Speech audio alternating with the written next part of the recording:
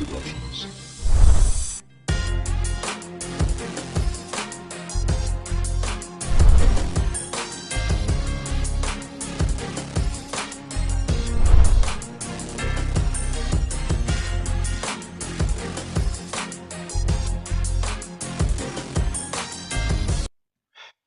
Salut à tous, vous allez bien? Vous êtes en forme?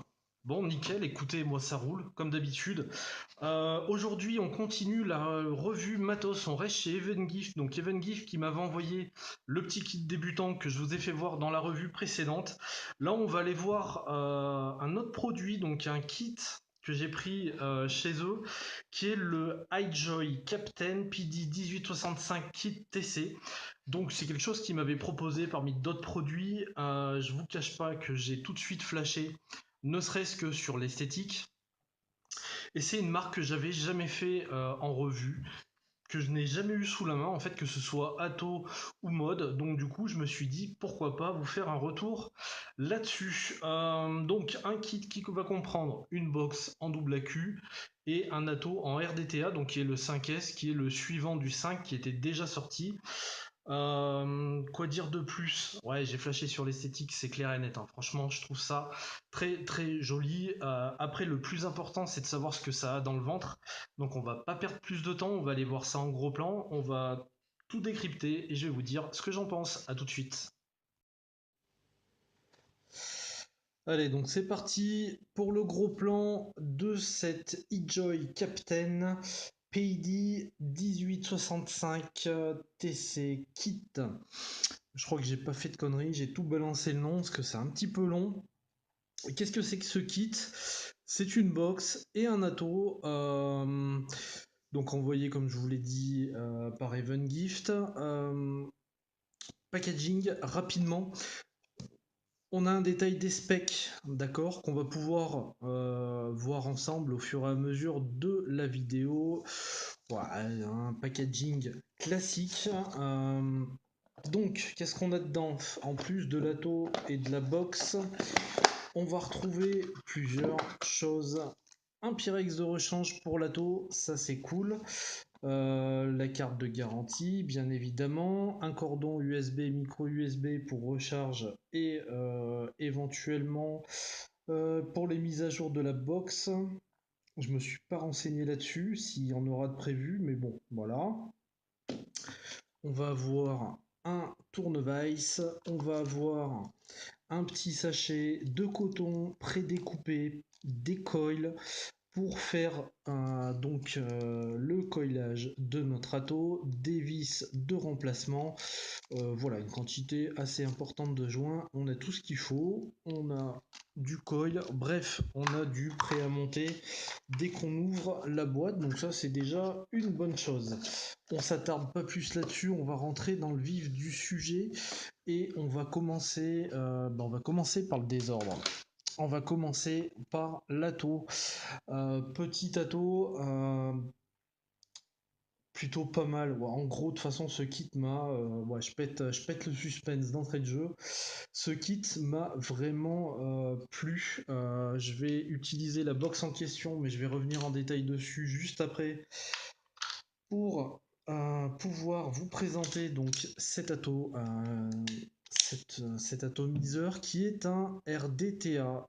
Alors, vous allez me dire, ouais, mais t'aimes pas les RDTA, tu le dis tout le temps. Oui, mais celui-là m'a séduit pour plusieurs choses. Déjà, qu'est-ce qu'on retrouve?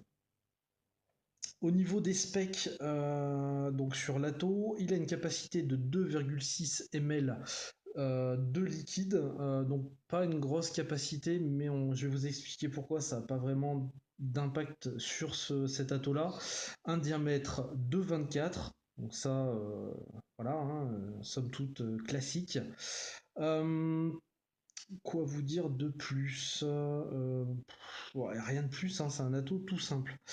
Je vous fais le détail des pièces. Donc on va avoir je vais l'appeler comme ça, un plateau base, d'accord, euh, qui va fonctionner donc comme ceci. Un pin réglable Donc tous les logos, le design, etc. Donc à savoir que moi c'est la première fois que je fais des produits eJoy, j'étais pas spécialement attiré par ça, même dans mes achats perso ça en a jamais fait partie en fait.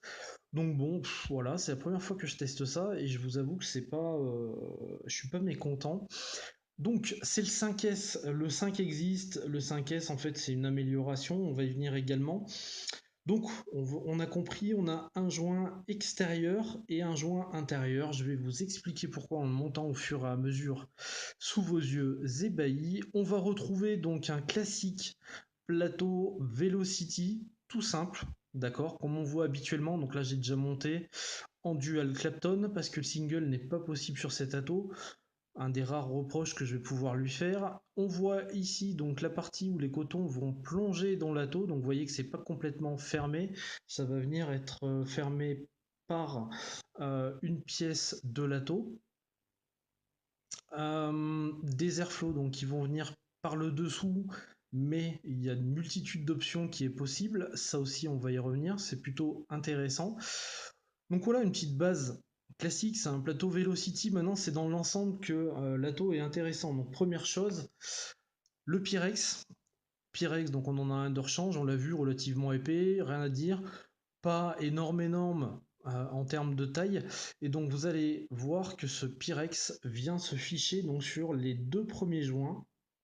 Alors j'en ai un qui a bougé dedans, bien évidemment, ça me le fait pas, mais là il faut que ça me le fasse, sinon c'est pas rigolo. Donc on va tourner un petit peu pour le ficher pour pas que ça pose de problème. Voilà. Donc deux joints pour tenir le Pyrex. J'aime autant vous dire qu'en termes d'étanchéité, il n'y a pas de souci. D'accord. On va venir voir donc cette pièce-là. Et c'est cette pièce-là qui va nous intéresser. Elle va venir en fait par-dessus l'ensemble. Donc ça va donner l'étanchéité par rapport au Pyrex. Parce qu'en fait, on a un gros joint ici. Je vais essayer de me rapprocher pour vous le faire voir. Si ça veut me faire un focus. Ok, voilà. Alors, un petit peu chaud à voir, mais vous pouvez le constater qu'à l'intérieur, on a un joint qui vient prendre carrément le rebord. Voilà, donc qui est assez large. C'est le plus gros joint qu'on a vu dans le kit tout à l'heure, en fait, qui va venir faire l'étanchéité sur le Pyrex et sur une partie en tout cas le bas de la descente des cotons. Le reste va être fait tout simplement avec cette partie métallique qui sera supérieure. Comment ça se passe? En fait, vous constatez que ici, allez mon petit, voilà. Ici, vous voyez que vous avez deux encoches.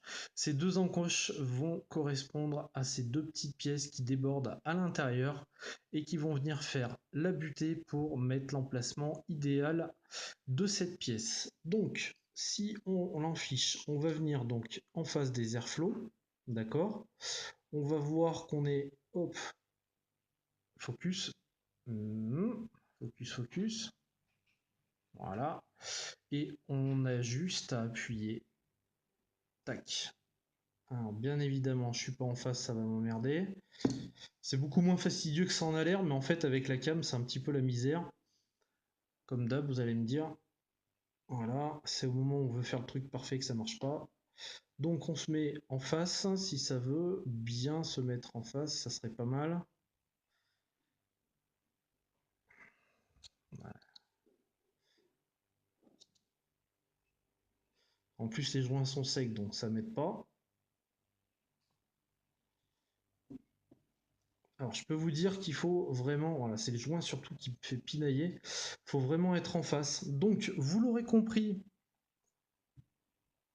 avec la difficulté avec laquelle j'ai mis ça, que au niveau de l'étanchéité, ça va pas bouger et en plus, ça nous protège notre Pyrex. Donc en fait, pour moi, c'est un ensemble qui rend déjà ce RDTA avec moins de possibilités de fuite et une protection du tank que je trouve super intéressante. Alors ça limite la capacité, mais à côté de ça, ça en fait quelque chose de fiable, on va dire. Voilà. Euh, donc, on a notre base tranquille. Je vais le mettre ça sur la box. directement. Tac. Donc là, vous voyez que j'ai mis du Clapton. Alors, c'est pas spécialement un ato que je vais vous dire qui est dédié au montage de Psychopathe. Je vais faire un petit shoot pour voir ce que ça donne. Screen time, ça c'est bon. Voilà. Je vais voir s'il y a besoin de les rectifier. Ouais, s'il y en a un qui est un petit peu plus bordélique que l'autre au niveau des coils. On va le rebosser un petit peu. Voilà, que ça parte du centre. Pas très très régulier le pépère là.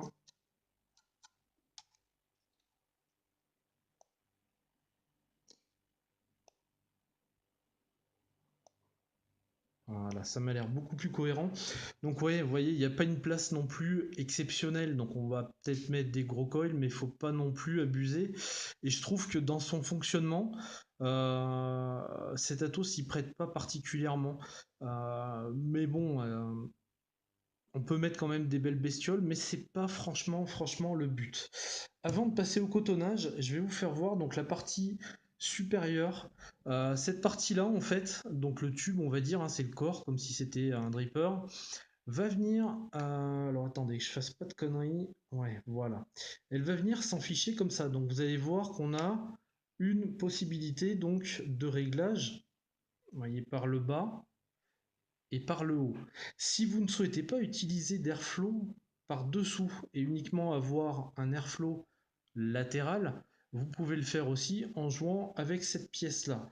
À savoir que donc le top cap qui a deux joints et qui nous offre un beau dôme, comme vous pouvez le constater, ce top cap, lui, une fois que vous êtes en dehors, donc c'est-à-dire qu'une fois que vous êtes là-dessus, donc sans les airflows qui vont venir frapper sous le coil par les trous qu'on a vu tout à l'heure, c'est là où le top cap va arriver avec ces deux petits trous et va nous permettre de jouer sur cet airflow là. Donc vous voyez qu'on a quand même quelque chose d'assez malléable, d'assez facile à avoir au niveau des airflows. On peut jouer sur pas mal de tableaux.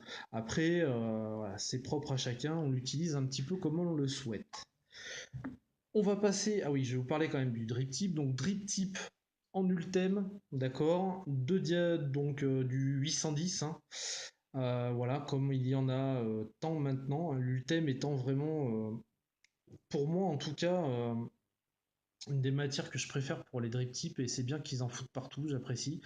Voilà ce que ça donne. On va le cotonner et on va le remplir ensemble et on va le tester, ce petit ato. Au niveau du coton, bah, je suis comme d'hab, hein, je suis sur quoi là? Je suis sur ma native, hein, bien évidemment, petite native Wix. Donc, on va se faire, hop, ça, voilà,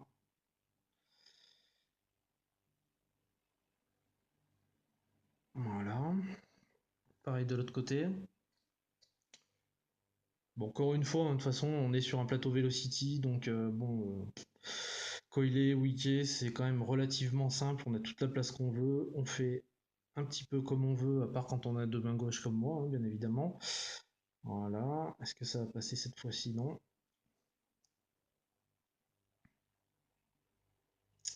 Voilà.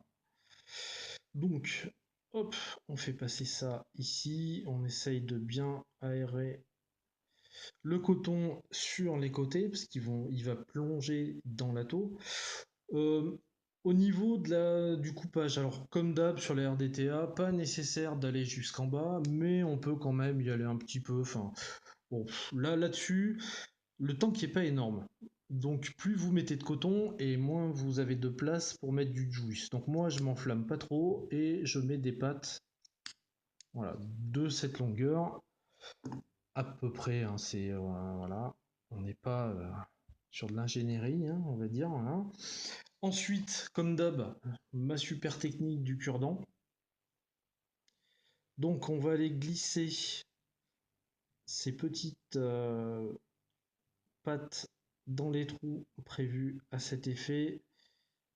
Voilà, on essaye de les faire descendre proprement.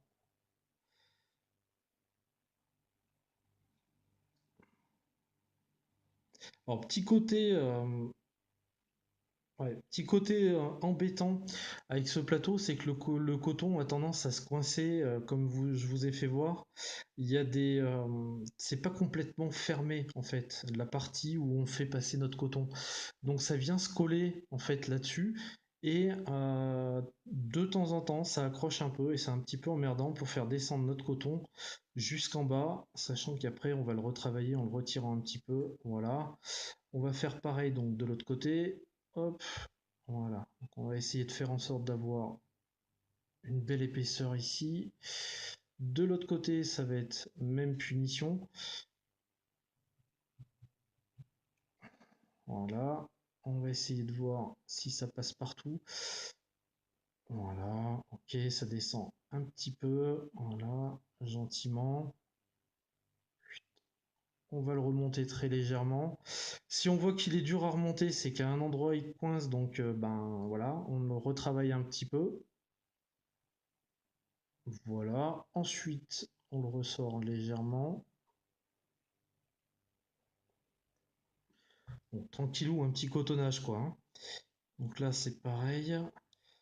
Alors, faut pas trop en mettre du coton. Honnêtement, en termes d'épaisseur, euh, pas s'enflammer force 38 parce que les trous ne sont pas énormes. Donc, il faut quand même que ça vienne bien imbiber le coil. Hop. Donc, vous voyez, ça coince un petit peu par moment. C'est ça qui est un petit peu délicat avec ce tank et qui est un petit peu fastidieux. J'ai un morceau de coton qui s'est fait la malle. Tac. Voilà. Après, même punition, vous le remontez, il se reforme. Voilà. Et de ce côté, ça va être la même chose. Bon, c'est le côté en fait qui est un petit peu chiant. C'est que quand vous descendez vos pattes, comme je vous disais, elles viennent souvent se coincer sur la partie métallique, cette partie-là qui vient recouvrir le pyrex. Et c'est un petit peu fastidieux pour faire descendre le coton sans que ça pose problème. En dehors de ça, c'est un coup à prendre. Voilà. Tac, on le remonte légèrement. On arrive à quelque chose d'à peu près. Ouais, c'est à peu près propre. Voilà, c'est pas parfait, mais bon. Voilà ce que ça donne. Ensuite, on se le remplit, tranquillou. Donc, on va déjà pré-imbiber nos petits cotons. Voilà. Euh, Pareil pour le coil.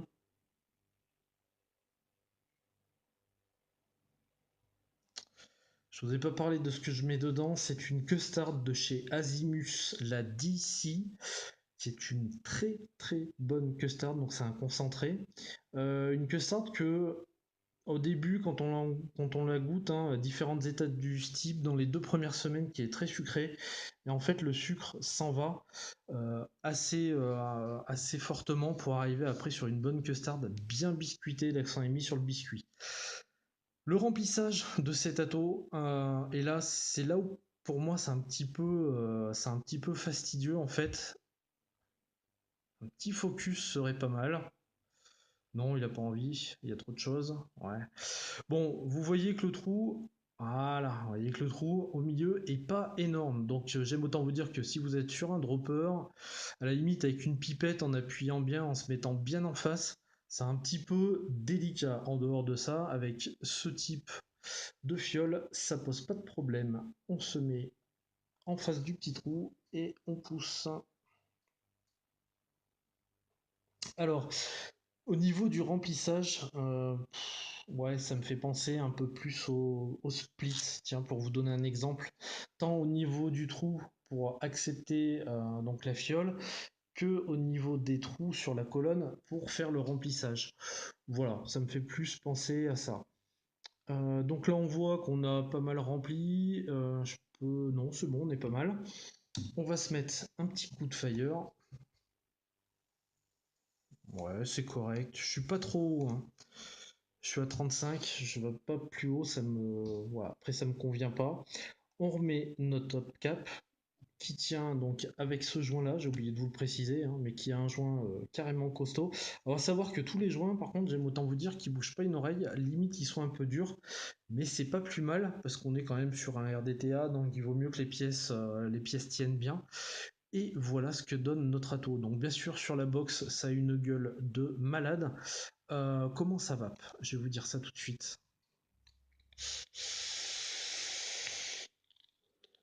On va resserrer ça. Parce que c'est... j'avais pas fermé en haut. Je me disais c'est ultra aérien. Donc voilà, veillez à bien fermer aussi sur les côtés. Pour pas avoir de problème.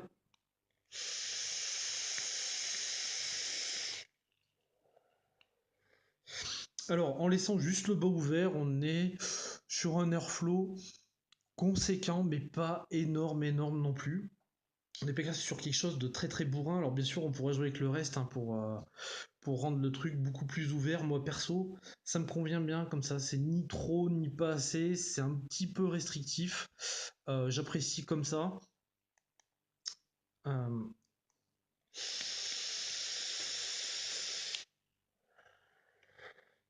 Voilà, donc là, la DC dedans, elle passe vraiment crème.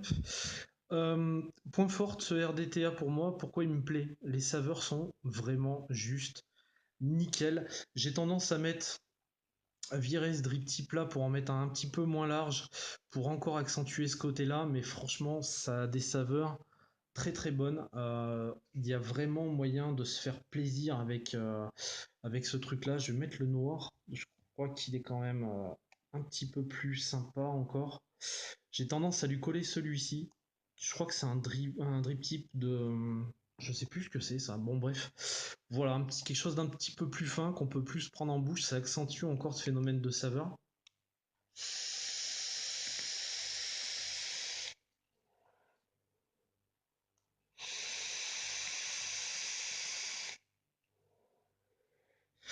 C'est le RDTA qui m'a le plus convaincu jusqu'à présent. Pourtant, je suis pas franchement fan de ça. Alors, qu'est-ce que j'en pense? Deux, trois petits défauts.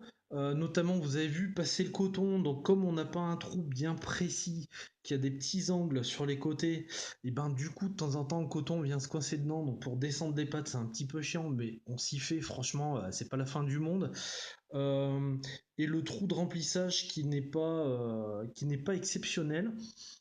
Je vais pas mettre la capacité dans les défauts. Pourquoi? Parce qu'une fois qu'on a la bonne fiole pour le remplir, tac, tac, on fait comme ça, on pousse, ça remplit en 2-2. Bien évidemment, si vous vapez à 70 watts, ah bah ça va en tomber du juice, hein. Les 2,5 ml vont vite passer.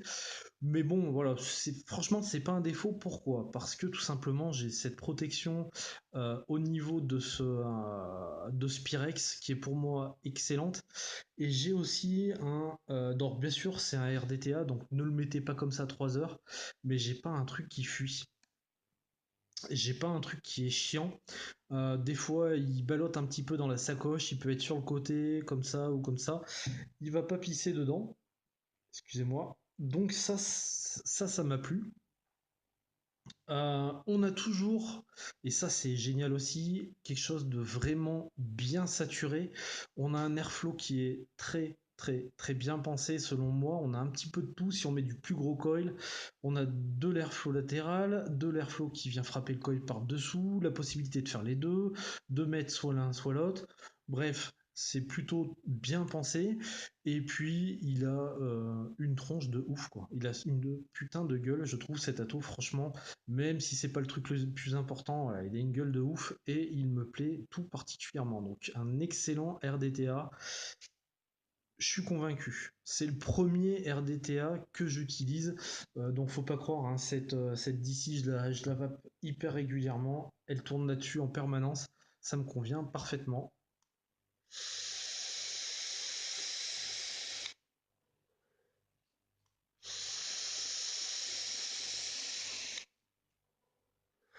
Franchement, la vape est excellente, les saveurs sont vraiment au rendez-vous. Alors, le dôme est nickel aussi.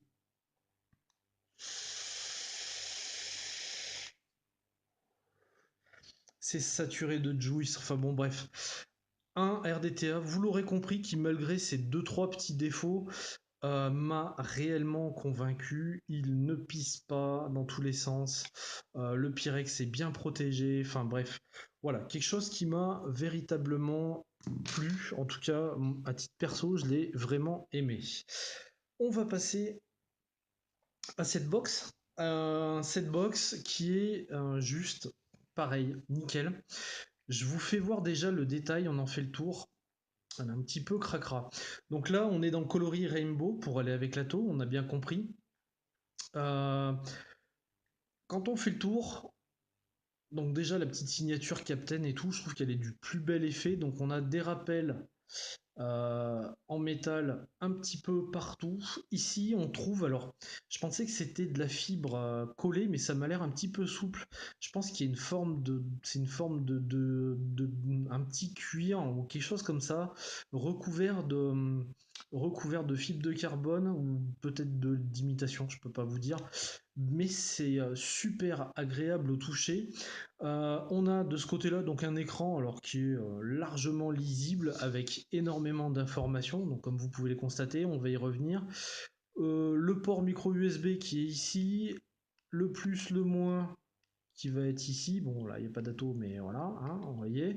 Donc pas du tout cliquis, mais il n'y a rien qui balance. Un Fire énorme, mais par contre il est pour moi très très bien pensé parce que faut vraiment appuyer pour qu'il fasse quelque chose. Donc ça c'est juste nickel, très agréable, facile à prendre dans les deux sens. Au cul, donc un trou de dégazage principal, la trappe à cul, on va y revenir. Sur le dessus, un 510, somme toute classique comme on en voit maintenant. Monté sur ressort, un ressort relativement ferme, donc ça, bon, c'est assez costaud.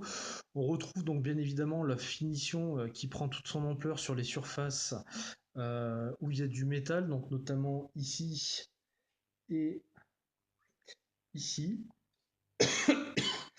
Avant de rentrer dans les détails, au niveau des specs, alors ce qu'il faut savoir, c'est que c'est une double AQ. Donc pour une double AQ, elle a un format quand même ultra compact, très agréable en main. On est sur du 44 de large, sur du 30 de diamètre, donc j'aime autant vous dire qu'on peut passer n'importe quel atto actuel, et surtout sur du 84,4 de haut. Donc cette box est vraiment vraiment petite. Au niveau des specs, donc on va avoir un wattage maximum de 225 watts.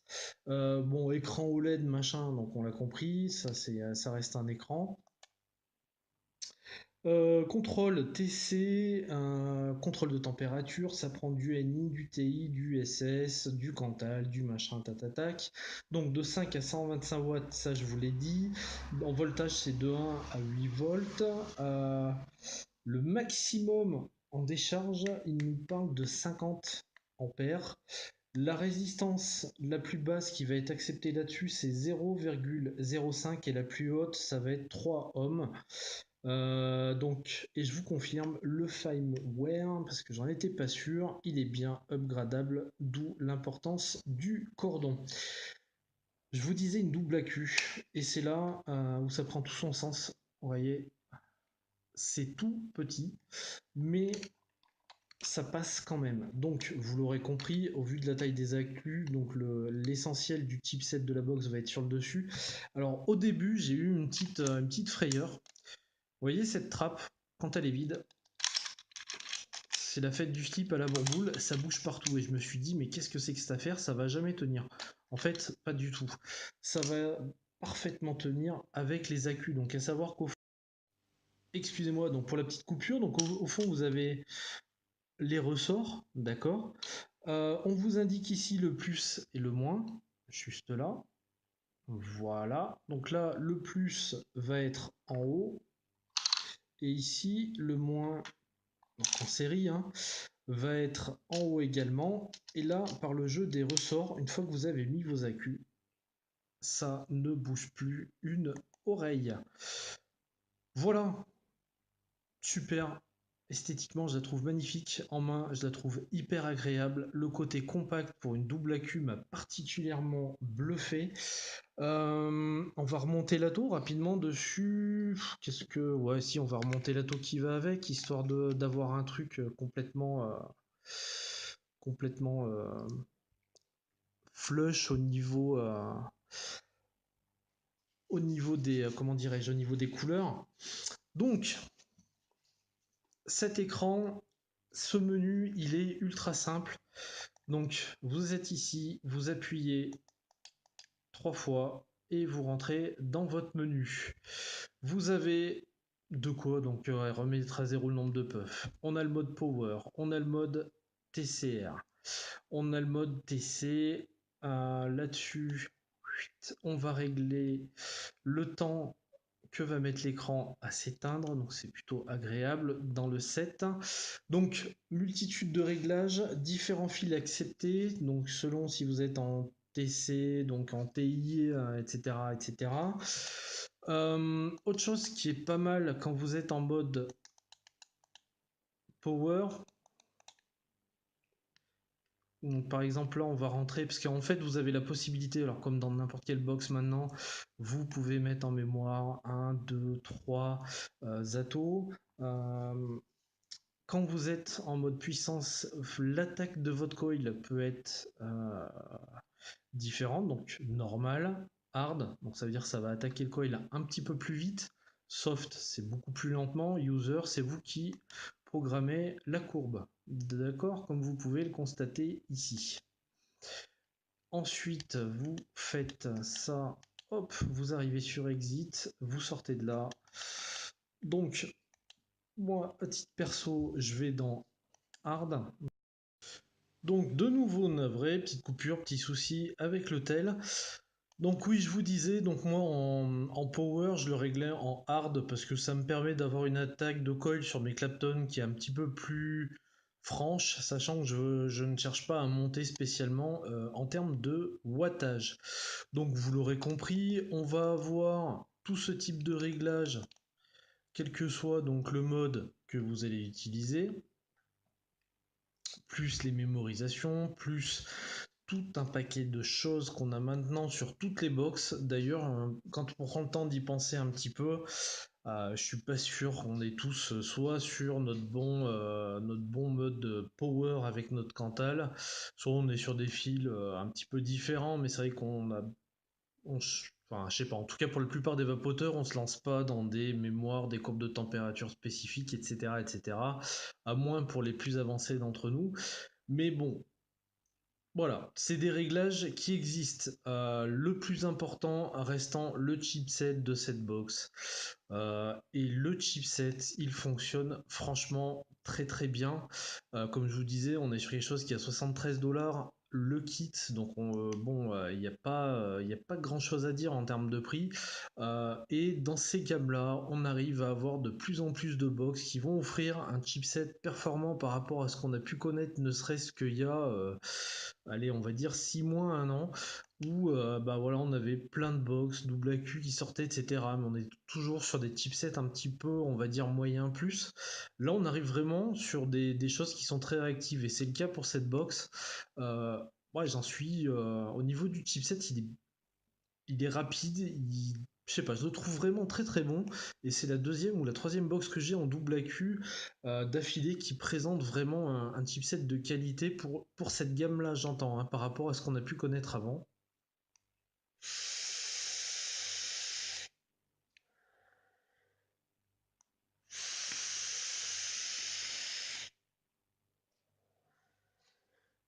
Très honnêtement, ça va excellemment bien. Donc c'est un kit qui m'a vraiment convaincu. J'aime beaucoup ce RDTA.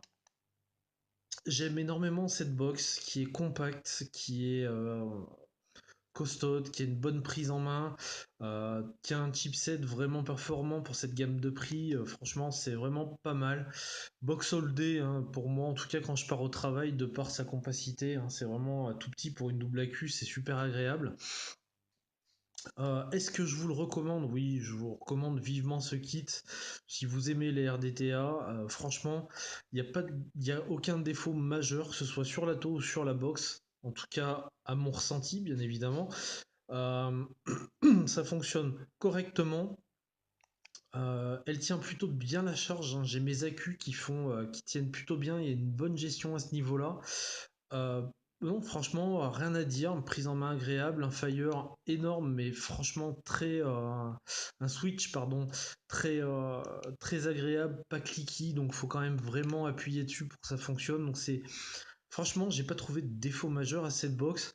Après sur l'ATO, comme je vous disais, le remplissage, bon, deux trois détails, mais sur la box en elle-même, j'ai pas grand-chose à lui reprocher, même pas même rien. Voilà. Donc bilan des opérations, c'est quelque chose que je vous recommande vivement. Bah écoutez, on va s'en tenir là. Je pense que j'ai pas grand-chose de plus à vous en dire.